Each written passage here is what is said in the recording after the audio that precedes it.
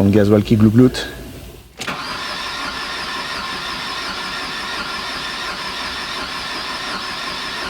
Il faut vraiment insister, hein.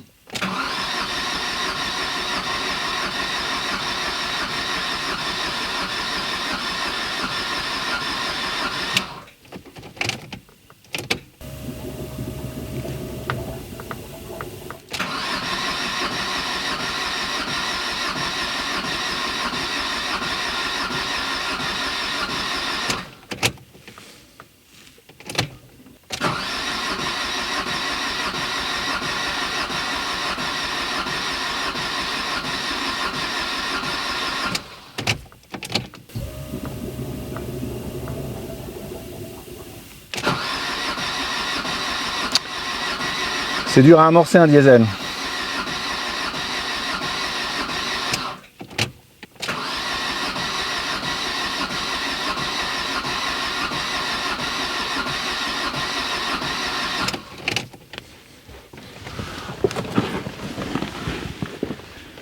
Est-ce qu'il y a quelque chose qui coule par terre? Est-ce que j'ai des fuites? Non. Est-ce que cette pompe haute pression fonctionne? On ne sait pas. On retente. Hein.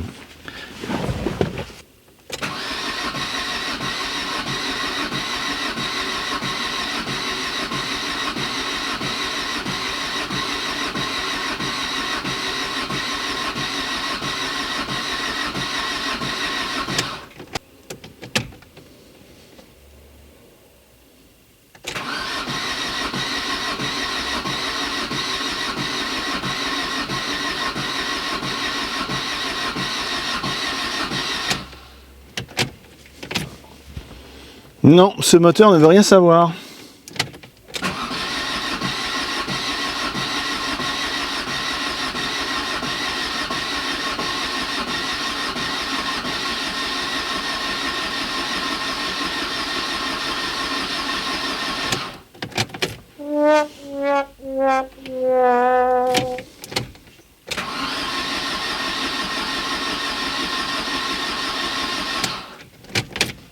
Bon. C'est un échec. Garage bagnole et rock'n'roll. Garage bagnole et rock'n'roll.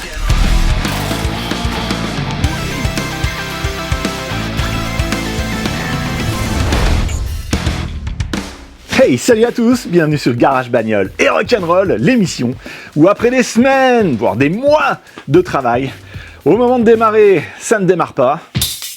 Pour ceux qui viennent de rejoindre la chaîne, bienvenue à vous. Là, c'est normalement la fin du projet de cette Alfa Romeo Mito qui a eu un problème de carburant. Elle est équipée d'un moteur 1,3 litre JTDM, diesel donc, et elle a tourné à l'essence pure pendant de longues minutes, à fond. Moi j'ai décrété que le moteur était mort et donc j'ai acheté un moteur de remplacement que j'ai installé dans cette voiture. Moteur que j'ai trouvé sur Ovoco pour la modique somme de 600 €. C'était assez facile à trouver, hein. Une fois que j'avais le code moteur, j'ai tapé le code moteur dans la barre de recherche, ça m'a sorti plein de moteurs. J'en ai choisi un petit peu plus jeune que celui qui était d'origine. La voiture est de 2009 et celui-ci vient d'une voiture de 2011. Il est 2 ans plus jeune. Par contre, au niveau du kilométrage, ils étaient équivalents. 180 000 km. Comme le moteur était sorti, j'en ai profité pour faire du remplacement de pièces d'usure, en particulier remplacement de la chaîne de distribution. C'est connu sur ces moteurs-là, la chaîne elle s'use, ouais, c'est une chaîne de vélo en fait. J'ai remonté tout ça, j'ai tout remis dans la voiture, et puis là, on en est à l'étape où j'essaye de démarrer. Alors, est-ce qu'il y a un gros problème avec ce moteur d'occasion ? C'est ce qu'on va voir. Ce moteur, il vient de loin, donc il a fait pas mal de route pour arriver jusque chez moi. Donc oui, les frais de transport étaient assez élevés. Heureusement, j'ai pu bénéficier de 15% de réduction grâce au code GBRNR. C'est mon code, mais vous pouvez l'utiliser aussi, hein. Donc là, pour ce genre de livraison sur palette, hein, avec un transporteur, la réduction était tout à fait conséquente. Donc quand vous achetez des pièces d'occasion sur Ovoco pour leur donner une deuxième vie, pensez à utiliser le code GBRNR. Attention, Le lien que je vais vous donner juste après, il n'active pas directement le code de réduction. Voici donc mon lien créateur, qui indique à Ovoko que vous venez de ma part. C'est le premier lien que vous trouverez dans la description, et ce QR code vous mène au même endroit, il est à flasher si vous regardez la vidéo sur la télé. Donc vous effectuez tout le processus de commande, et c'est vraiment à l'extrême fin, à la dernière étape, que vous pouvez mettre le coupon GBRNR pour avoir votre réduction. Alors la dernière fois, on s'était quitté de manière un peu abrupte, mais voilà, il se trouve que là, le moteur pour l'instant, il démarre pas. Je suis toujours d'un naturel optimiste, hein. Je pense que c'est pas grand chose. Les moteurs diesel, qu'on a fait comme ça, des réparations à fond, qu'on a ouvert tout le circuit de carburant, eh ben, il y a plein d'air dedans. Les injecteurs diesel, ils marchent quand ils sont vraiment sous haute pression. Donc s'il y a des bulles d'air qui sont dans la rampe commune, ça va pas, il n'y a pas la pression pour qu'ils fonctionnent. S'ils injectent pas, bah, le moteur démarre pas. Donc, maintenant que la batterie est rechargée, je vais continuer, je vais insister, je vais tenter de démarrer longtemps. Normalement, ça doit vider l'air qui se trouve dans le circuit de carburant, et ça devrait démarrer. Allez.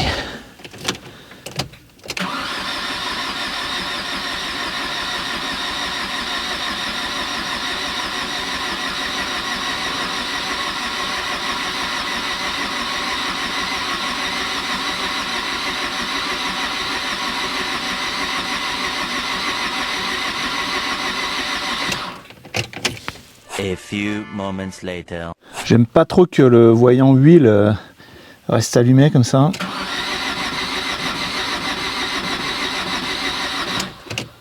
Je vais brancher le booster sur la batterie, parce que là, je suis en train de la vider.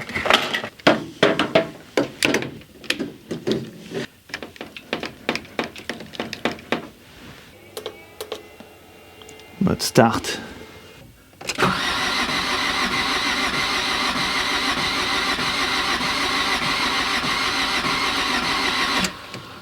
Bon.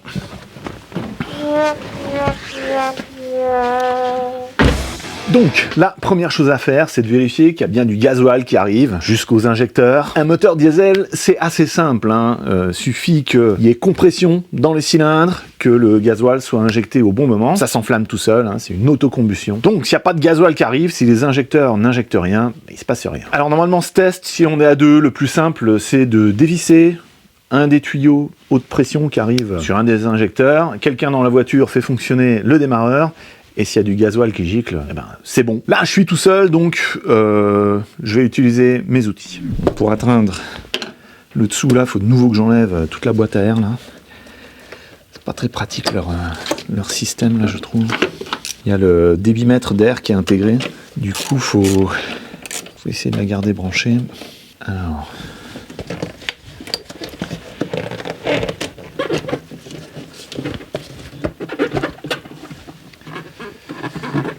si je la place comme ça,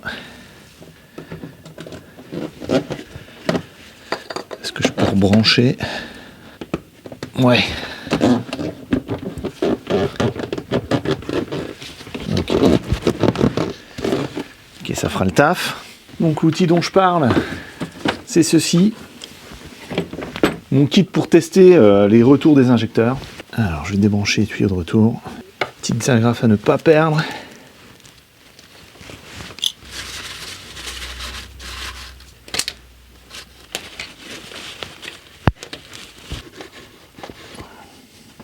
Ok. Est-ce que ce sont les mêmes? Ça a l'air.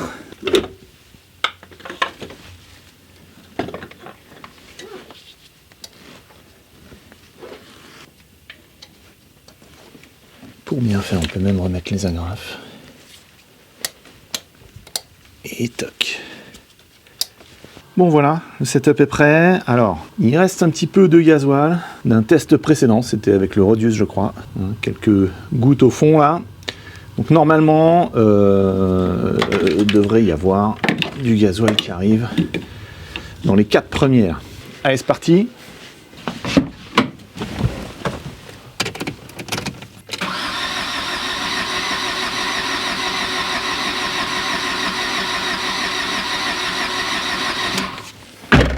Est-ce qu'il y a quelque chose qui arrive? Absolument rien. Il n'y a rien qui arrive dans les petits tuyaux là. De retour. Il y a un injecteur qui fuit là. Qu'est-ce que c'est que ça?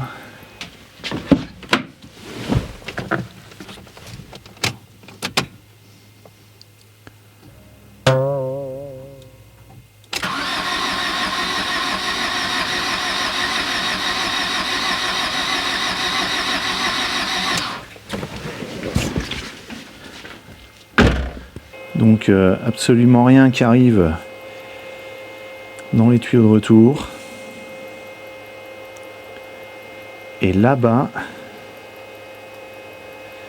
j'ai l'impression que cet injecteur là, il y a du gasoil qui en sort. Et il y a une mare de gasoil là au fond. Oh, qu'est-ce que c'est que ça? Alors donc pas d'inquiétude. Le gasoil, il vient des tuyaux de retour. Là. Ça a coulé ici. Là, il y a encore une goutte. Et ça a coulé là par la première buse qui arrive d'ici. Et ça m'a rempli là-dedans. Dans le kit, là, il y a des petits bouchons. Hein? C'est pas pour les chiens, ça, François Clair. Ça se met à la place des buses de retour, là. Donc, pas de panique, tout va bien. C'est juste moi qui ne sais pas me servir de mes outils. Rien de neuf à ce niveau-là. Il y en a même qui est allé là derrière sur le collecteur d'admission. Bon, je vous retrouve une fois que c'est à peu près épongé. Bon voilà, c'est à peu près sec. Dans les puits d'injecteur, il y a du gasoil, mais là ce sera impossible de le sortir. C'est pas grave. Ça aidera le jour où il faut démonter un injecteur. Je vais quand même commencer par le tout début, c'est-à-dire vérifier qu'il y a bien du gasoil qui arrive ici dans le filtre. Et oui, c'est peut-être par là que j'aurais dû commencer. Alors, tac. Oui, il y a du gasoil. Bon, j'ai mis les petits bouchons. Allez, on retente. On regarde s'il y a du gasoil qui arrive. On sait jamais, à un moment donné, ça peut se mettre en route. Ça va bien finir par tomber en marche.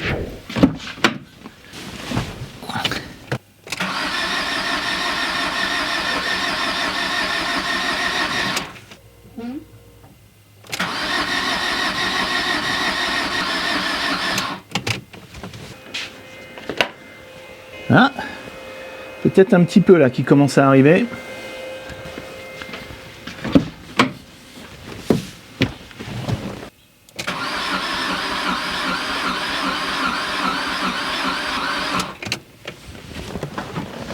Ah, la batterie est en train de fatiguer. Le booster ne booste rien. Hein. Bon, j'ai pris une batterie lithium là.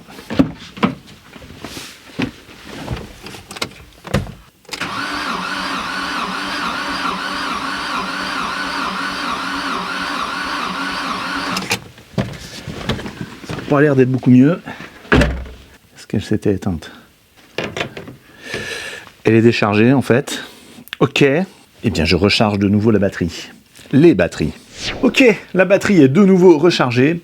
Alors, tout n'est pas dramatique, hein. Je dirais même qu'il y a plutôt de bons signes. D'abord, on a bien du gasoil qui revient des injecteurs. À peu près à la même quantité. Celui-ci, là-bas, le troisième, il y en a un petit peu plus que les autres. Mais sinon, voilà, tout ça, c'est un premier bon signe. Le deuxième bon signe, c'est que quand je tente de démarrer, j'ai l'aiguille ici du compte-tours qui monte un petit peu.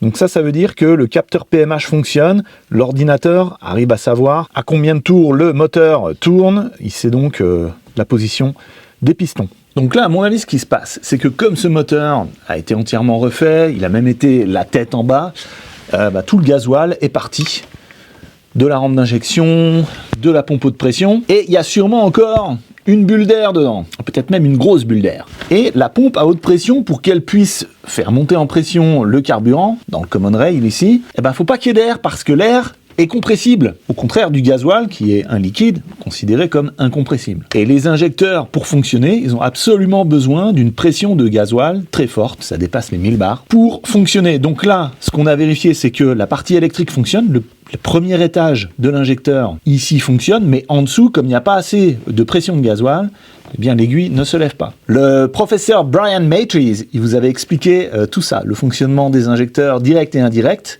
dans une super vidéo que je vous remets dans la description. Donc là, l'idée, c'est que je vais forcer un peu le moteur à démarrer, à monter dans les tours, et ça devrait, normalement, chasser l'air restant. Et la pompe haute pression devrait pouvoir commencer à mettre de la pression dans le gasoil, ce qui devrait faire fonctionner les injecteurs, ce qui devrait finalement démarrer le moteur. Et pour le forcer, je vais utiliser ça. Et oui, parce que le nettoyant frein, ça nettoie les freins, ça nettoie aussi, ça dégraisse les pièces. C'est ton copain, bien sûr, mais ça a aussi la particularité de pouvoir démarrer des moteurs. Ça peut servir de start pilote. Alors, faut pas en mettre beaucoup, hein. Alors, je vais en mettre un petit peu dans l'admission.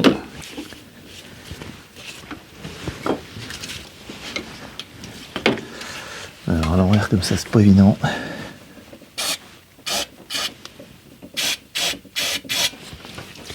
Voilà. Quelques gouttes. Tac. Et ce coup-ci, ça craque ou ça craque. Et avec la pompe, là, j'entends encore des gros glouglous, donc c'est qu'il y a encore de l'air qui est en train d'être chassé quand même.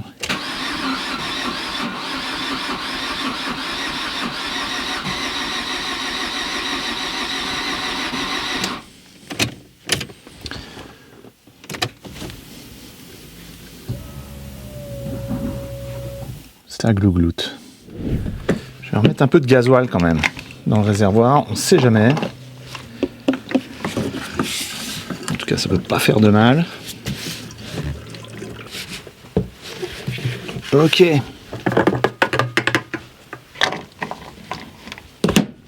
Bon, je vais faire fonctionner plusieurs fois la pompe du réservoir.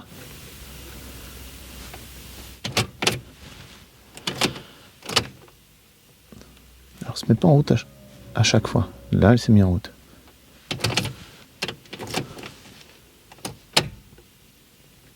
Là, non.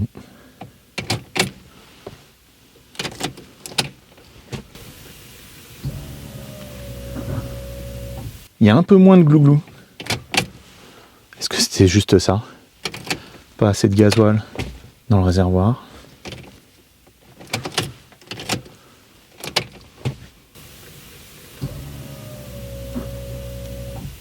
Il y a moins de glouglou. Je vais faire vraiment ça plusieurs fois de suite. Ça sonne mieux là. Là, j'aime bien le son que j'entends. Allez, on tente.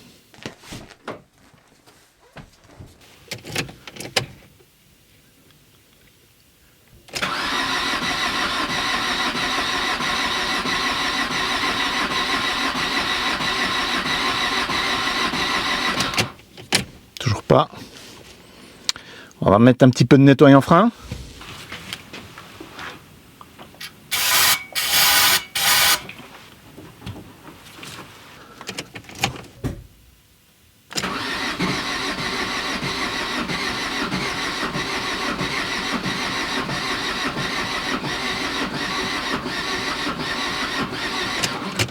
Et là, la batterie commence déjà à faiblir. Bon, la petite batterie au lithium, là, il y avait l'air d'avoir une temporisation dessus, elle s'éteint au bout de quelques secondes, donc j'ai branché une autre batterie en parallèle.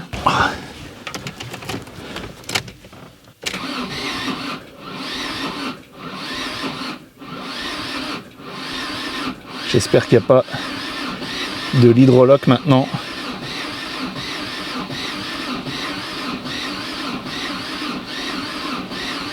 Ok, mes deux batteries, elles n'arrivent plus à rien là. Eh ben là, il y a du répondant, hein. Il y a du combat, il y a de l'adversité. Bon, j'ai rechargé toutes mes batteries que j'avais. Ça fait 2 jours que j'y suis, hein. Il est temps de sortir la tablette et de regarder s'il y a des codes d'erreur. Alors on a 3 codes. Le premier concerne les bougies de préchauffage. Donc c'est possible qu'il y en ait une qui soit flinguée, hein. Ou alors le circuit de préchauffage ne marche pas du tout, ce qui expliquerait les problèmes à démarrer. Capteur de régime moteur, celui-ci il est mémorisé, il n'est pas actif. On l'avait déjà avant, je pense pas que ce soit le problème. Et enfin celui-ci, P0641-16, alimentation capteur 1. J'ai regardé un petit peu, il y a des chances que ce soit le capteur de pression sur la rampe d'injection. Celui-là, là, en bout de rampe. Donc ben, une fois de plus, hein, si la pression n'est pas suffisamment forte là-dedans, bah, ça va pas marcher. Hein. Et le capteur le détectera et ressortira un code. Ok, alors je vais effacer les 3 codes là, refaire un essai.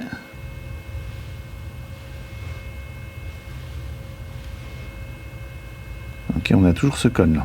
Bon, est-ce qu'on peut aller lire sa valeur? Pression de rail de carburant. On va déjà prendre ça et on va se faire un petit graphe.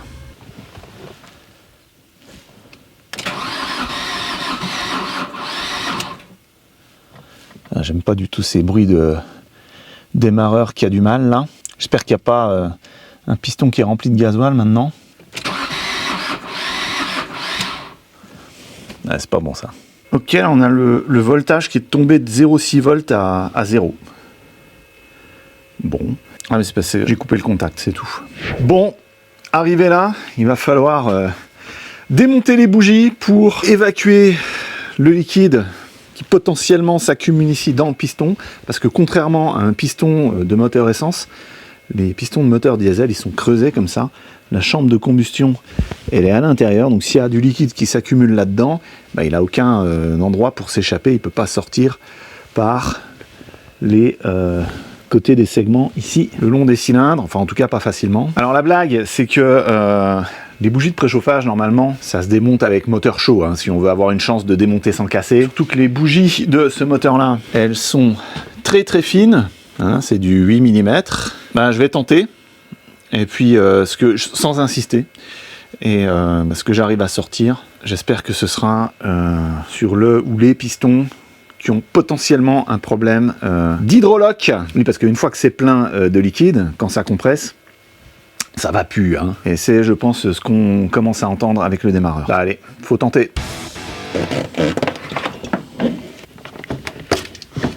Alors l'avantage sur ce moteur, c'est que les bougies sont directement accessibles ici. Je vais mettre du super dégrippant action rapide, même si j'y crois pas du tout. Et je vais utiliser ma clé vibrante spéciale. Bougie de préchauffage qui limite le couple de desserrage. On peut serrer, desserrer. Où est-ce qu'on règle? Ah oui, c'est là. Il y a différentes positions ici. On est sur 20 Nm. Donc on va déjà essayer sur 1.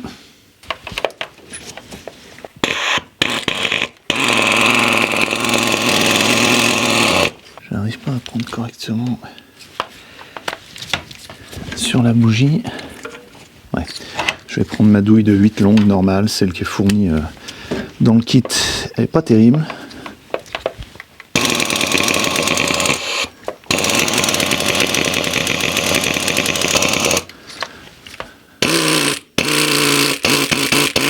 À 20 Nm, là c'est pas grand chose ce réglage, je suis pas. C'est un petit peu plus, donc là je passe à 30.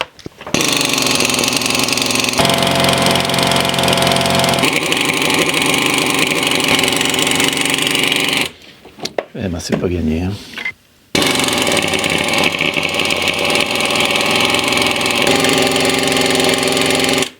Ok, il va falloir changer de méthode. Alors, je change le sens de ma clé dynamo, la petite, pour qu'elle clique au sens desserrage.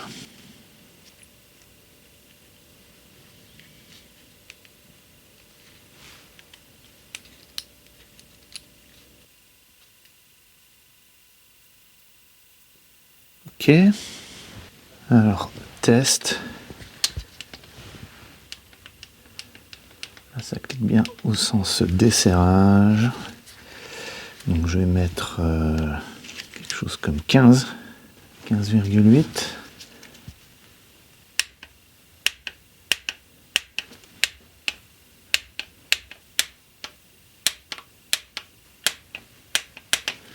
« 15,8, il n'y a rien qui vient. Allez, on va à 20, qui est quasiment le max de cette clé.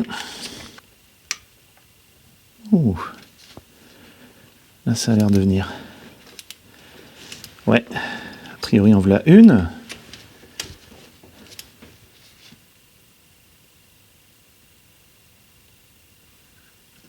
Ouh. 2.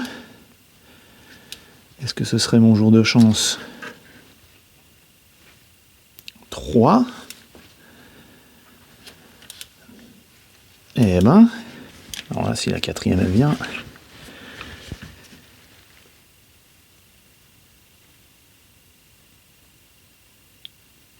elle a l'air.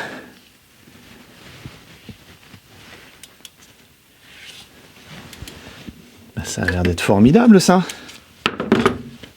Je vais terminer avec ça parce que je l'ai quand même payé cher.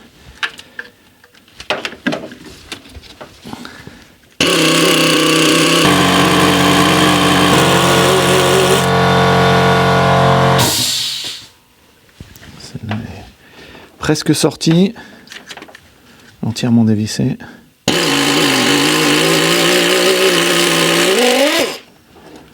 Alors, et de une.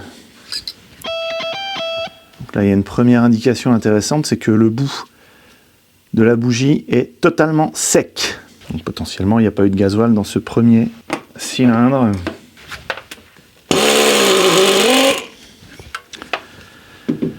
Deuxième, c'est pareil, tout sec aussi. Les deux du bout là-bas, il va falloir les aider un petit peu. Il faudra peut-être les revisser et les dévisser, les visser, les dévisser, les visser, les dévisser plusieurs fois de suite pour que ça finisse par venir. Donc je vais visser et dévisser.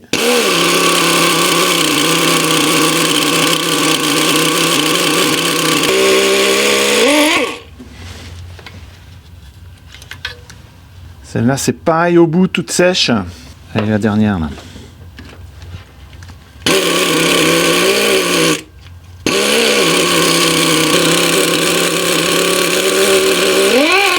Yes.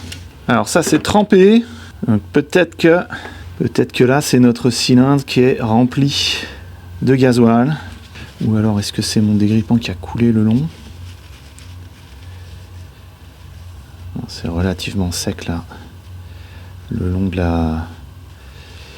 la bougie. Et là c'est vraiment bien trempé. Ces bougies elles sont en excellent état, hein. À mon avis elles ont été changées il n'y a pas longtemps, hein. Voilà, je vous montre les 4 bougies que je viens de retirer. Ça c'est neuf, hein. Et c'est des NGK. Voici l'état des anciennes bougies qui avaient été changées sur le moteur précédent. Hein, donc là il n'y a pas photo. Ok, eh bien une petite victoire. J'y croyais pas du tout de sortir aussi facilement les bougies de préchauffage, moteur froid. La dernière fois que j'ai tenté l'opération de sortir des bougies de préchauffage sur un moteur diesel, c'était celui de la C666. Pour ceux qui s'en souviennent, ça s'était mal passé, très mal passé. Donc là, incroyable. Donc ça nous permet quoi? Ça va nous permettre déjà de faire tourner le moteur comme ça à vide. S'il y a du liquide dedans, il va être éjecté. Et deuxième chose importante, je vais peut-être pouvoir prendre les compressions. Alors, ici, c'est pas ça. Normalement, pas ça non plus.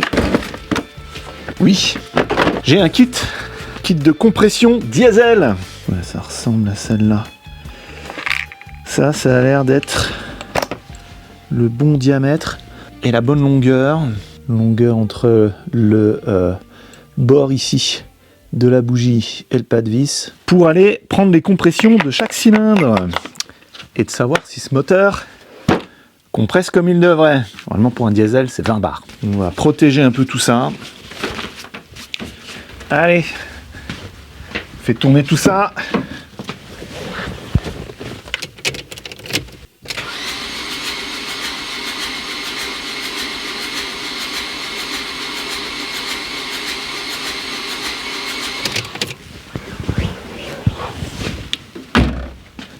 Il y a quelque chose qui est sorti. Bof, hein. Peut-être un tout petit peu là. Mais vraiment pas grand chose, hein. Alors oui, ce cylindre numéro 3 là, a été effectivement rempli. Donc il va falloir le vider. Alors pour ça, je vais mettre un tournevis propre dedans. Et l'idée, ça va être d'aller chercher le point mort haut pour ce cylindre. Quand le piston va remonter, ça va repousser le tournevis là. Alors je viens faire tourner le moteur à la main. On garde le tournevis.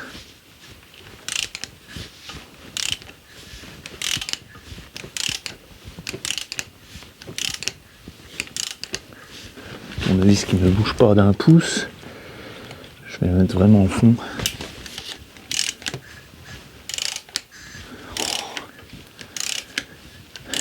Tournevis qui est peut-être pas assez long. Ok, j'ai ce crochet long, enfin crochet, pointe longue. Ça devrait aller.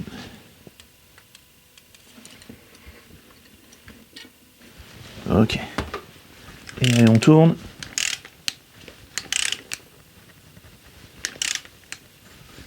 Ah, ça y est. Il est en train de remonter.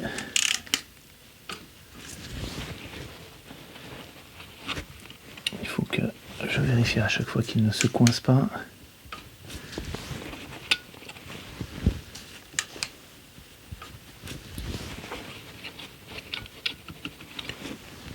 Ok, il monte encore. Il monte. Il est coincé.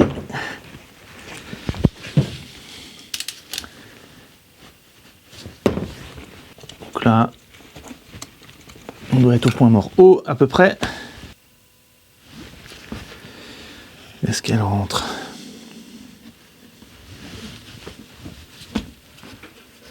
Ouais.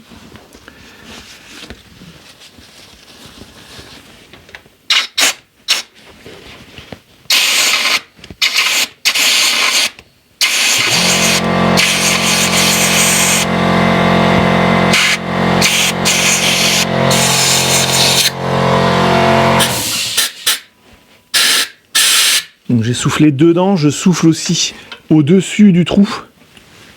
Pour faire un effet Venturi, ça fait une petite dépression. Peut-être que ça peut aussi aspirer par là.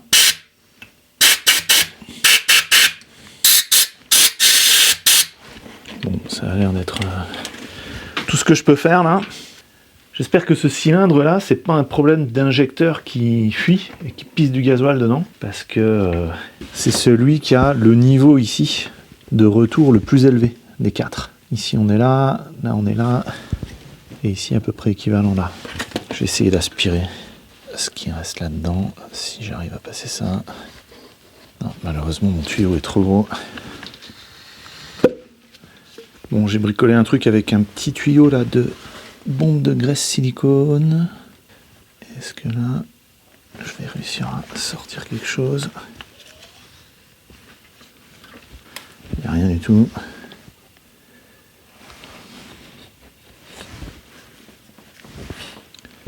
Je sais pas si ça va dans le piston. En tout cas là, je peux plus rien sortir. Et maintenant, le verdict sur l'état de santé de ce moteur. Le test de compression. Alors, on va commencer par le numéro 1.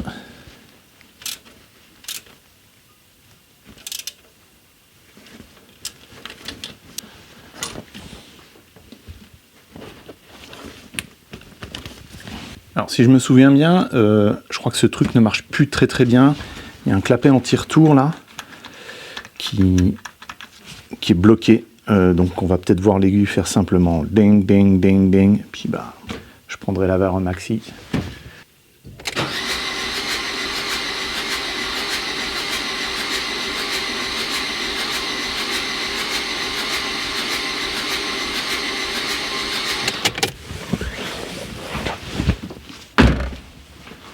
Ok, il s'est strictement rien passé. Est-ce que c'est le bon embout que j'ai? Bon, déjà je vais tester mon outil. Hein. Donc, je vais lui envoyer un peu d'air comprimé.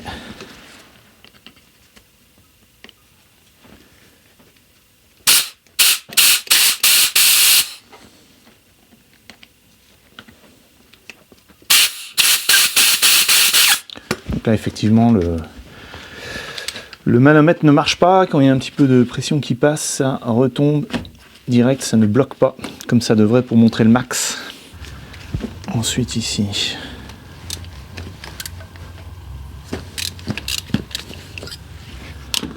peut-être le pas de vis c'est pas le même. Ben si, en fait c'est bon. Pas de vis de 1 mm pour les deux. Diamètre 8 mm. Identique. Puis la longueur est bonne. Hein. Et d'ailleurs ici on voit que c'est allé toucher au fond. C'est là que ça fait étanchéité. Et l'air doit passer dans le tuyau, sortir par là. Donc est-ce que ça c'est bien étanche ?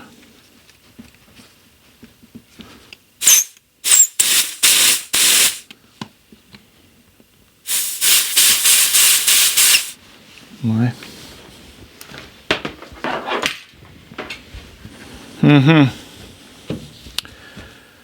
Vu que ça c'est foutu, je me demande si je ferais pas mieux de couper et de bricoler un raccord pour mettre mon mano de compression mètre essence qui lui fonctionne. Il va jusque 20 là au maximum. Mais j'ai pas vraiment de raccord. Bon, essayons sur le deuxième cylindre, voir ce que ça donne.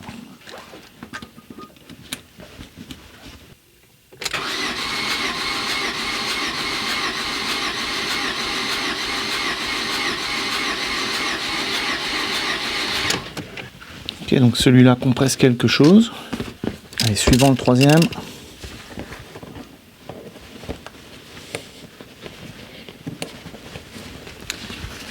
Toc.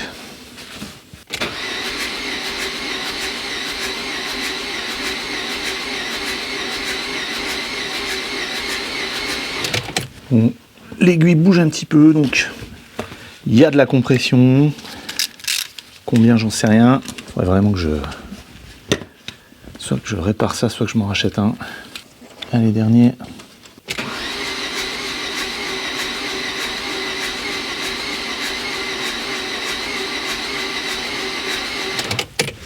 Bon, là aussi, il y a une sorte de compression. Alors, j'aimerais revenir sur le premier. Parce que c'est étonnant qu'il y ait 3 cylindres qui compriment et pas un quatrième. Est-ce que ça, c'était bien branché? Est-ce qu'il y a encore la plaque qui gêne là en dessous? Ouais, c'était ça. Ok, là maintenant c'est bien branché.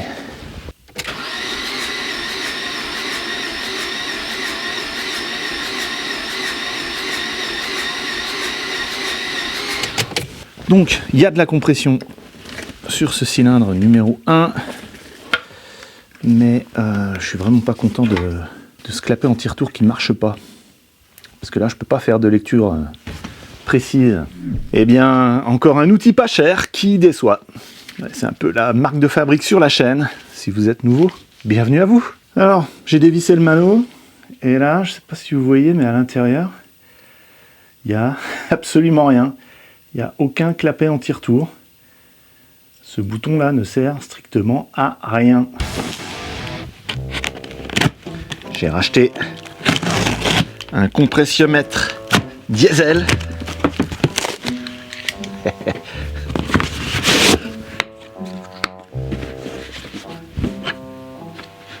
Exactement le même. Et oui, parce que c'est en rachetant les mêmes outils qu'on obtient un résultat différent. C'est Einstein qui a dit ça. Eh ben allez. Test de compression. Espérons que ça marche aussi. Est-ce que c'est compatible? Oui, c'est vraiment le même.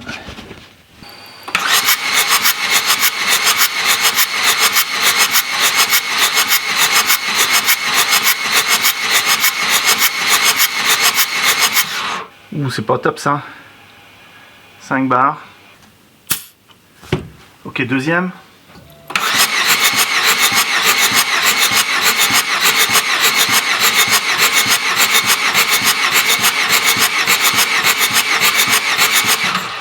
Ok, là c'est beaucoup mieux. 15 bars. Allez, troisième.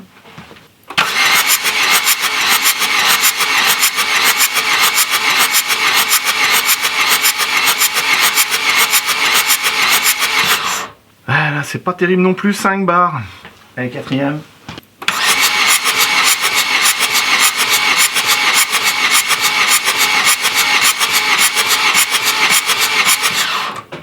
Ouais, on est à 13 là.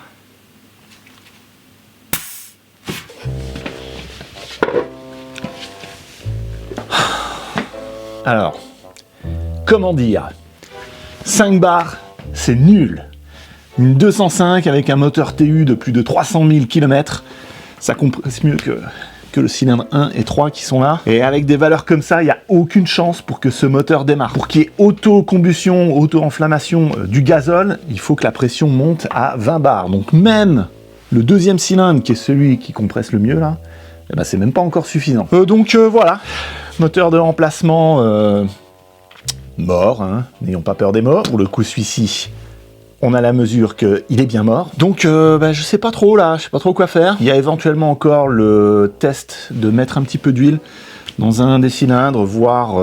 alors l'huile, normalement, elle va descendre autour des segments.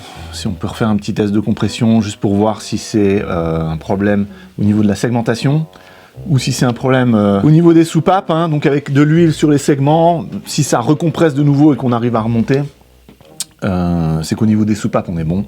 Sinon, si ça reste bas, il y a des chances que ce soit au niveau des soupapes qu'il y ait un problème. Allez, on peut tenter. Ça va pas résoudre le problème, mais au moins, ça va permettre de comprendre un peu ce qui se passe là-dedans. Bon, je vais remonter le piston au point mort haut, histoire d'avoir une chance que l'huile s'étale sur les segments et n'aille pas directement dans le creux du piston. Ok, on y est presque en fait. Ok.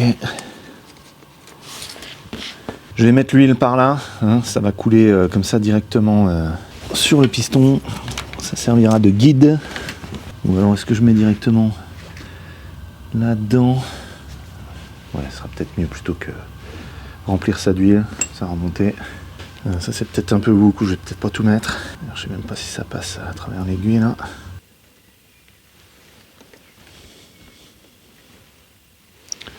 Ok.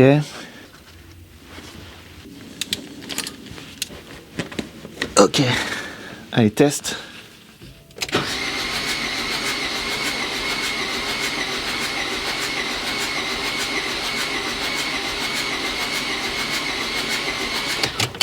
On a un peu augmenté là, on est genre à 6-7. Mais c'est quand même nul. Bon, ce vieux manomètre avec le clapet anti-retour inexistant, est-ce que je le revisse dessus? Est-ce que j'enlève mes empreintes sur la vitre? Est-ce que je le remets dans le kit tout neuf que je viens d'acheter? Comme ça. Est-ce que je le remets dans son carton d'origine que j'ai conservé? Est-ce que je le scotche soigneusement pour le renvoyer? Parfait.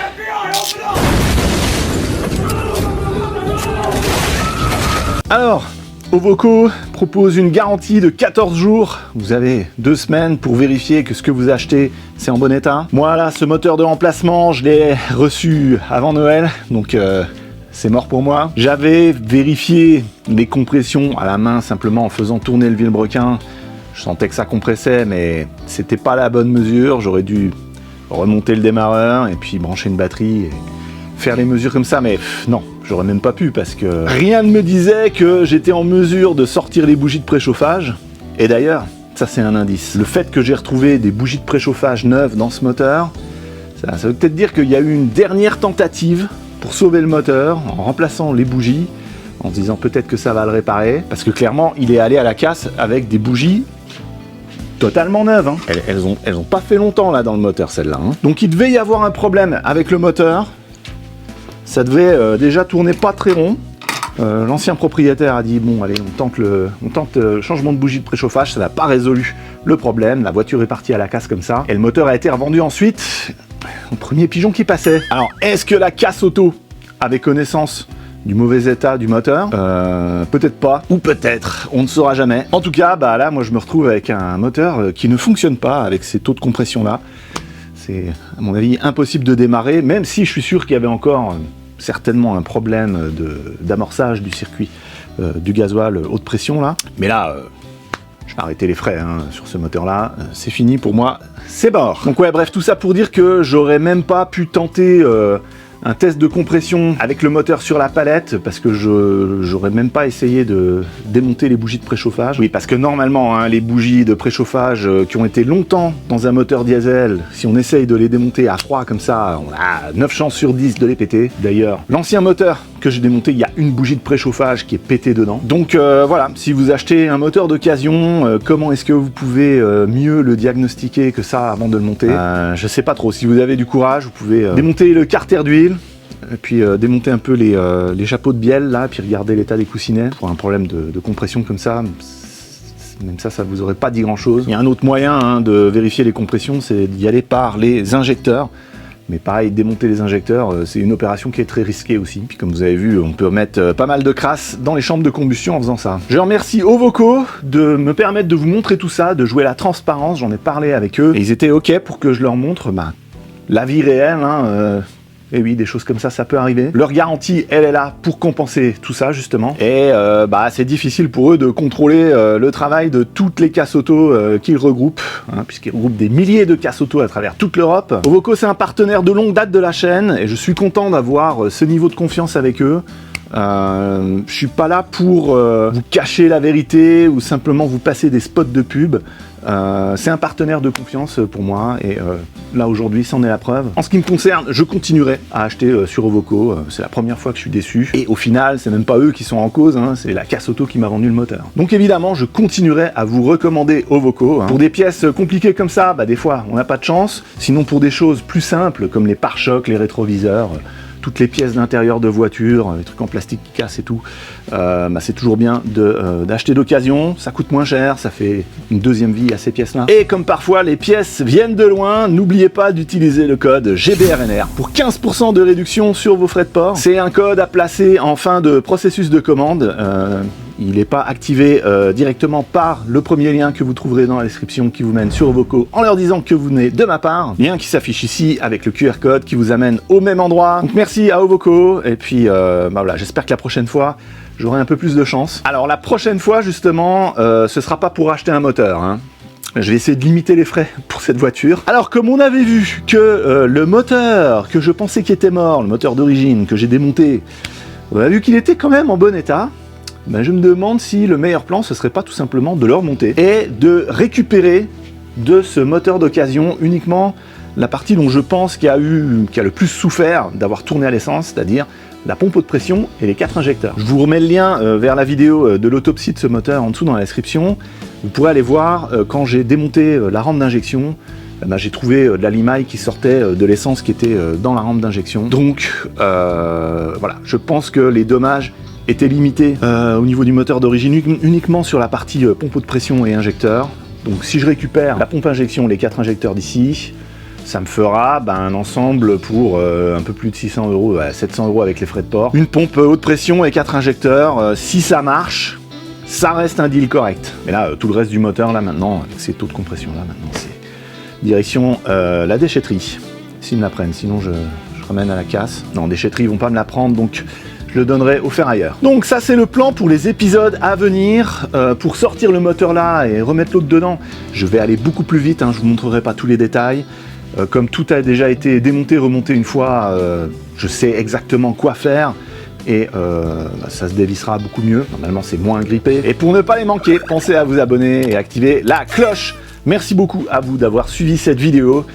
Il y a des rebondissements dans cette aventure, hein. Et quelque chose me dit que c'est pas fini. Comme d'habitude, si vous cherchez les outils ou les produits que vous m'avez vu utiliser dans cette vidéo, les liens sont en dessous dans la description. En attendant qu'on se revoie, je vous laisse ici la playlist de cette Alfa Romeo miteuse. On va l'appeler l'Alfa Modito. En dessous, un super épisode aléatoire que YouTube a sélectionné pour vous. Moi, c'est François. Je vous dis à la prochaine sur Garage, Bagnole et Rock'n'Roll. Et maudite la caisse, maudite.